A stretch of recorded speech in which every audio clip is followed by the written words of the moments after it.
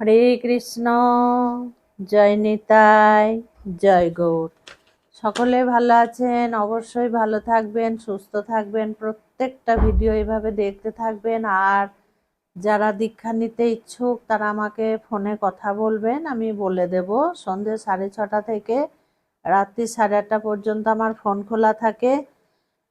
আমি আজকাল আসল কথা সবই বুঝি, সবই জানি, কিন্তু সব সময় সব জায়গায় সব কথা তো বলা যায় না।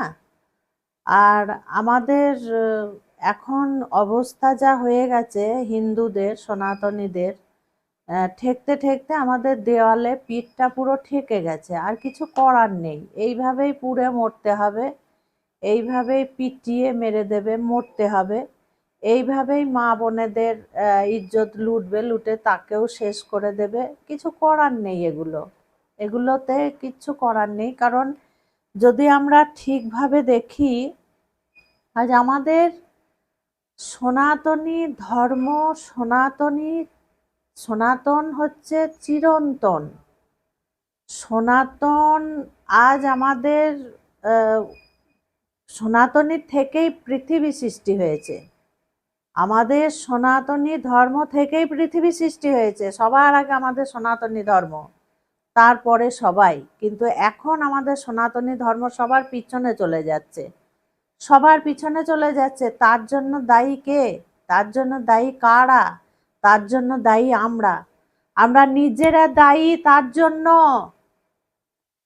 তার আগে আমি বলে নিই, আমার সন্তানদেরকে বলছি, আমার ভিডিও যারা দেখেন তাদেরকে বলছি, যদি প্রতিবাদ করতে হয় আমি করব।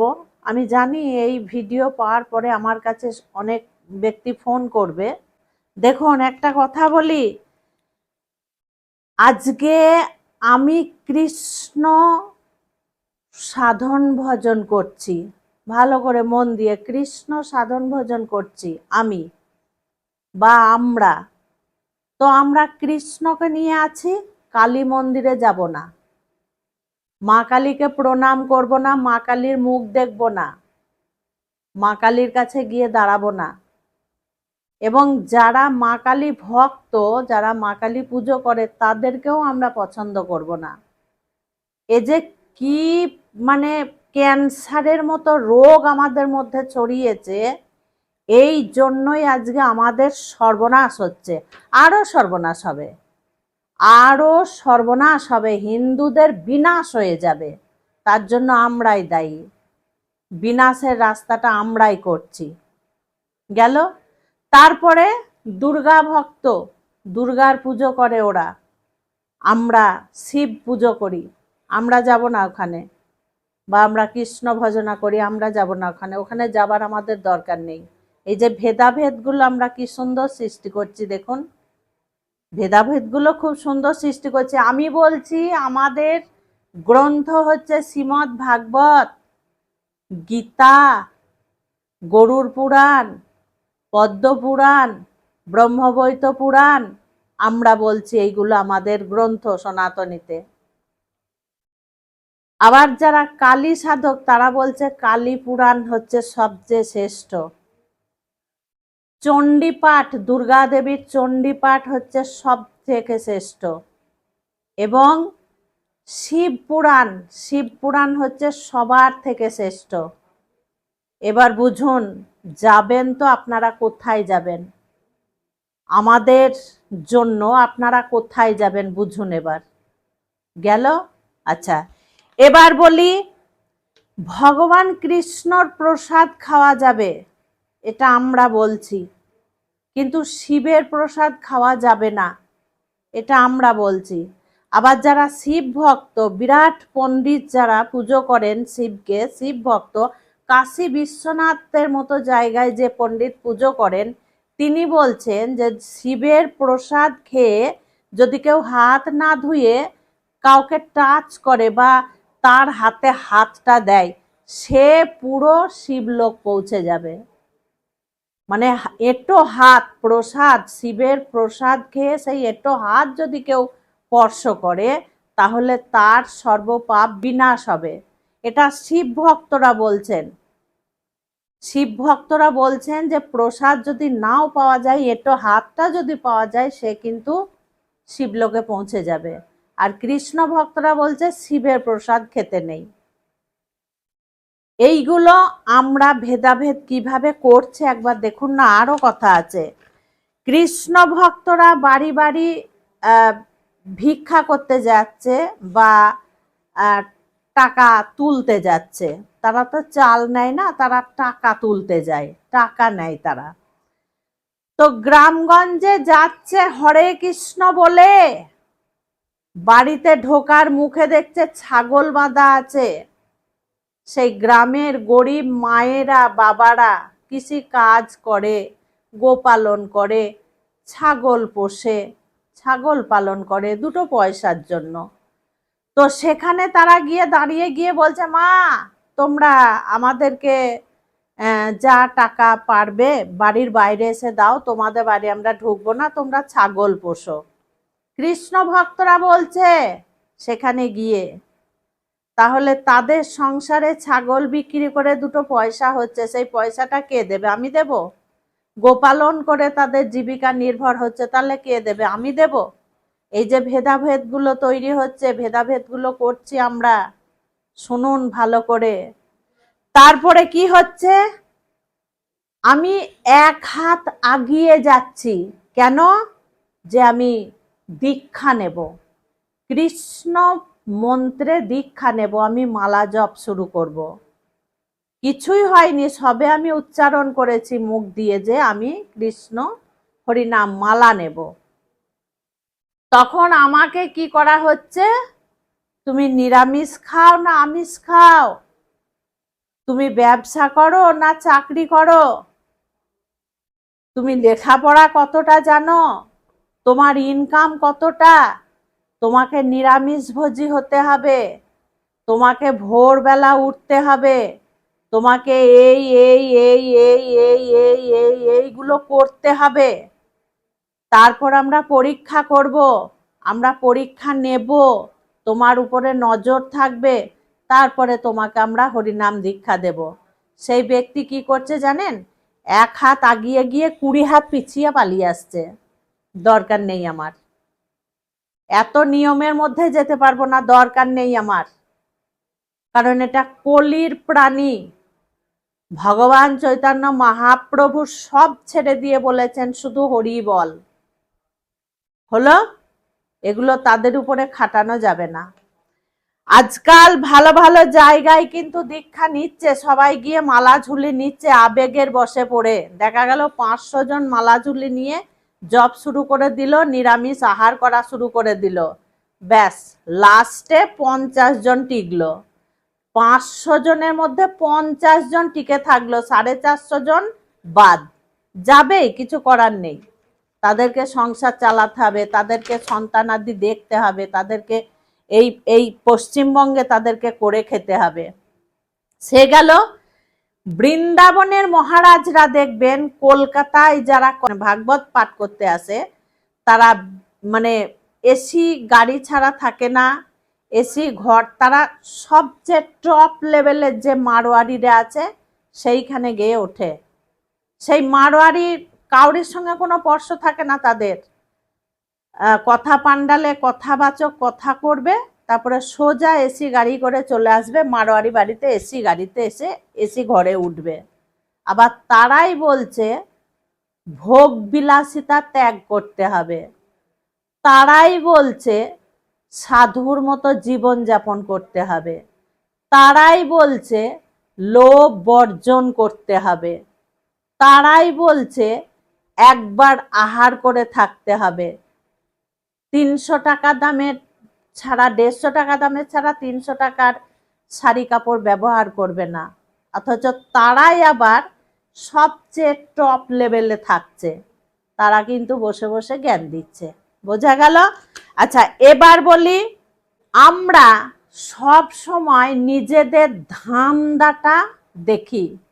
আজ আমি একটা মন্দির খুলে সেখান থেকে ইনকাম করছি, আজ একটা ধাম খুলে সেখান থেকে ইনকাম করছি, 500 লোক 5 লক্ষ লোক যাচ্ছে, তাদের মাথা দিয়ে 1000 রকম করে পয়সা তুলছি, তুলে আমরা এই সংস্থাটা চালিয়ে নিয়ে যাচ্ছি। আচ্ছা বলুন তো, যখন আমাদের দেশে অভয়ার মতো ঘটনা ঘটছে, আমাদের মতো বৈষ্ণবরা কজন গিয়ে সেখানে দাঁড়াচ্ছে? সব তো সেই সাধারণ মানুষরাই প্রতিবাদ করছে, ঝড় তুলছে, তারাই তো স্তব্ধ করে দিচ্ছে। কজন আমাদের মতো ব্যক্তি গিয়ে সেখানে দাঁড়াচ্ছে বলুন তো? দাঁড়াচ্ছে কি আমাদের মতো ব্যক্তিরা গিয়ে? আন্দোলন করছে কি? তখন কিন্তু তাদের সাড়া পাওয়া যায় না। আমি বেশ ধারণ করেছি, তিলক করেছি, আমি বৈষ্ণব হয়েছি, কিন্তু আমি ইন্টারেস্টে টাকা খাটাচ্ছি। আমি নিজে চলার জন্য গাড়ি রেখেছি, আমি 2টো বাড়ি রেখেছি, আমি LIC-তে টাকা জমা দিচ্ছি, আমি মাসে মাসে টাকা জমিয়ে ব্যাংকে রেখে দিচ্ছি, আমি কলকাতায় ফ্ল্যাট কিনছি। এইগুলো কি সাধু বৈষ্ণবদের কাজ? তাদের পয়সার কিসের দরকার? তারা কি সংসারী? বলুন তো, তারা কি সংসারী? তাহলে তারা যে এইগুলো করছে, সুদে টাকা, সুদে, বাংলা কথা, সুদে টাকা খাটাচ্ছে বৈষ্ণব হয়ে। আপনারা দেখতে চান? আমার কাছে আসবেন, আমি প্রমাণ দিয়ে দেব। আসবেন আমার কাছে আপনারা, যারা আমার কথা শুনে রাগ করবেন, যারা আমাকে খারাপ ভাববেন, তারা আসবেন। আজ কাশ্মীরের বর্ডারে যে জওয়ানরা আমাদের জন্য সারা দিন রাত সেখানে ডিউটি করছেন বন্দুক ঘাড়ে নিয়ে, তাদেরকে গিয়ে যদি বলি যে বন্দুক রেখে মালা জপ করেন, হরিনামের মালা, দেশটা ঠিক থাকবে তো? আসল হিরো কে? তারা, যারা আমাদেরকে রক্ষা করছে দিন রাত। বরফের দেশে তারা ডিউটি করছে, ডিমটাকে ভাঙতে পারছে না, বাড়ি মেরে মেরে একটু খাবে, জমে গেছে বরফে। কি মজা না? আমরা মন্দিরে বসে আছি, সংসারে বসে আছি, 5 জনের কাছের থেকে নিয়ে আসছি, এসি ঘরে থাকছি, এসি গাড়িতে যাচ্ছি, বিরাট মজা না? ওই যে বর্ডারে আমাদের সেনারা যদি না থাকে, থাকবে তো আমার এই বাড়িটা? থাকবে তো আমার এসি গাড়িটা? থাকবে তো আমার মন্দির? থাকবে তো আমার মসজিদ? থাকবে তো আমার ধাম? এগুলো থাকবে তো? আমরা পারবো তো রক্ষা করতে? পারবো কি আমরা রক্ষা করতে? আমাদের ক্ষমতা কি? আমরা তো হাফ ছেলে হাফ মেয়ে হয়ে জীবন কাটাই, না পুরুষের কাজ করতে পারি, না মেয়ের কাজ করতে পারি, এমন জায়গায় আমরা দাঁড়িয়েছি। বোঝা গেল?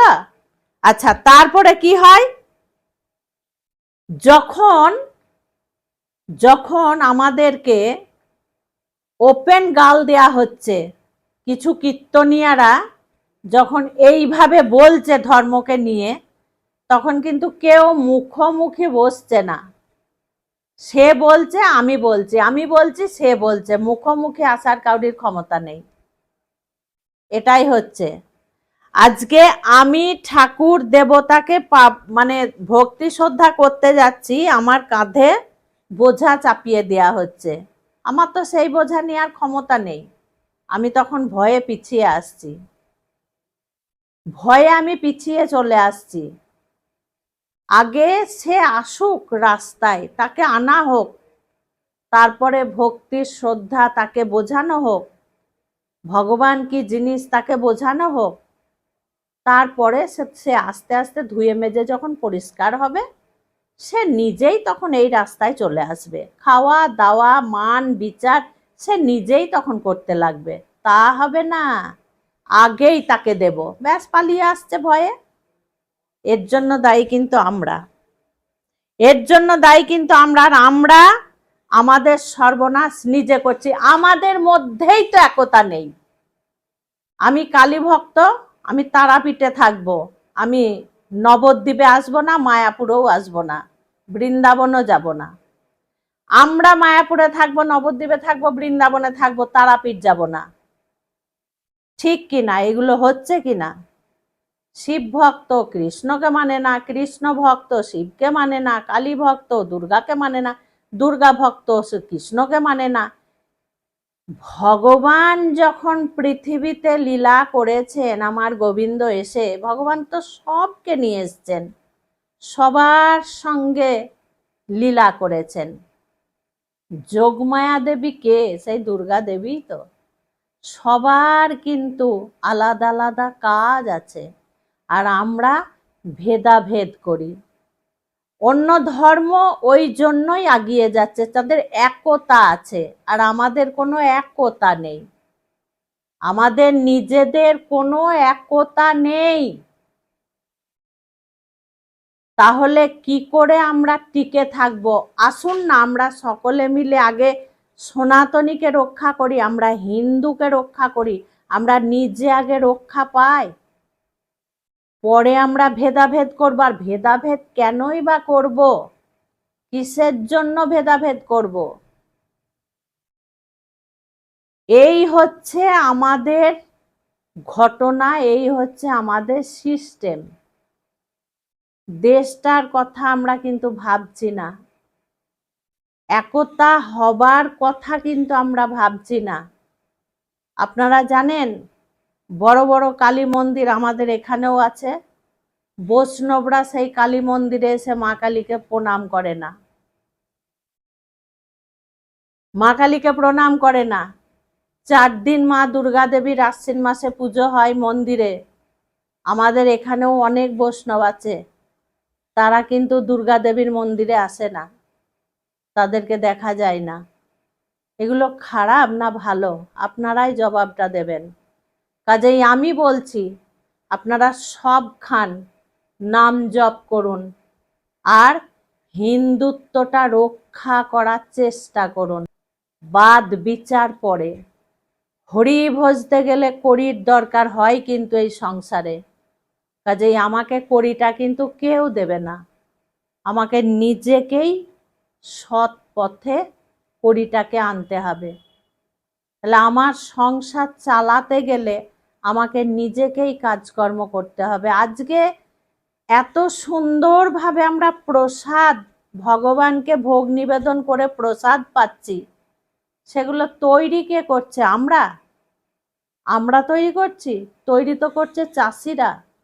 আজকে চাষিরা না থাকলে কি হবে? আজ বাড়িতে আমি একটা সুন্দর মন্দির বানাবো, ভগবানকে প্রতিষ্ঠা করব, কাকে ডাকতে হবে? রাজমিস্ত্রি। তারা তো নিরামিষ আহার করে না, তাহলে তারা সুন্দর করে মন্দির বানিয়ে দিচ্ছে, আর আমরা তখন সেখানে ঘন্টা বাজাচ্ছি। ঠিক কিনা? একটা ধামে 40 লক্ষ লোক সেখানে গিয়ে জমায়েত হচ্ছে, আরাম করে ভগবানকে দর্শন করছে, আরতি দেখছে, সেখানে গিয়ে পয়সা দিচ্ছে, যেমন যেমন জায়গা। তাহলে তাদের মাথা দিয়েই তো একটা ধাম চলছে, তাদের মাথা দিয়েই তো এই সংসারে সব কিছু চলছে। আর শুধু সেইখানে গিয়ে ভেদাভেদ করা হচ্ছে। আরে বাবা, সে কি খাচ্ছে না খাচ্ছে সেটা তার ব্যাপার আর ভগবানের ব্যাপার।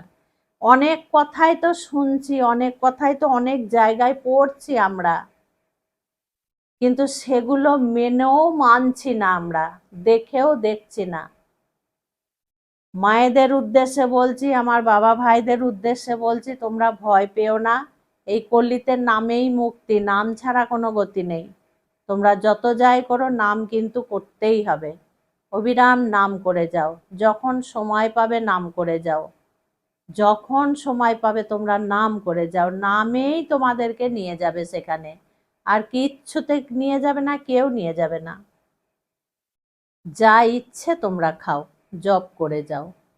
সময় এলে তোমাদেরকে জোর করে কিছু ছাড়তে হবে না, সব ছেড়ে চলে যাবে।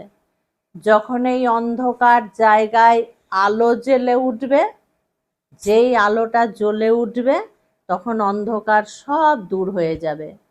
যখন তোমাদের চৈতন্য চলে আসবে, যখন তোমাদের ভক্তি শ্রদ্ধা জেগে উঠবে, সব চলে যাবে ছেড়ে দিয়ে, চিন্তা নেই। তোমরা এগিয়ে যাও, সব কিছু করো, কর্ম করো, কর্ম করতেই হবে। কর্ম আর ধর্ম হচ্ছে দোলনার দুটো দড়ি, দুটো দড়ি যদি ঠিক থাকে তবেই কিন্তু দোলনায় সুন্দর দোল খেতে পারবে, একটা ছিঁড়ে গেলে আর হবে না। তেমনি ধর্ম আর কর্ম দুটোকে একসঙ্গে চালিয়ে নিয়ে যেতে হবে। তুমি ধর্ম করতে গিয়ে কর্ম ছাড়বে, হবে না, কর্ম করতে গিয়ে ধর্ম ছাড়বে, সেটাও হবে না। খুব ভালো থেকো, সুস্থ থেকো। আমি জানি এই ধরনের ভিডিও করলে আবার কেউ দেখে না, তবু আমাকে তো করতেই হবে। সন্তানদের রক্ষা তো আমাকে, রক্ষার জন্য কিছু অন্তত জ্ঞান তো আমাকে দিতেই হবে। আজকে আসছি। হরে কৃষ্ণ, জয় নিতাই, জয় গৌর।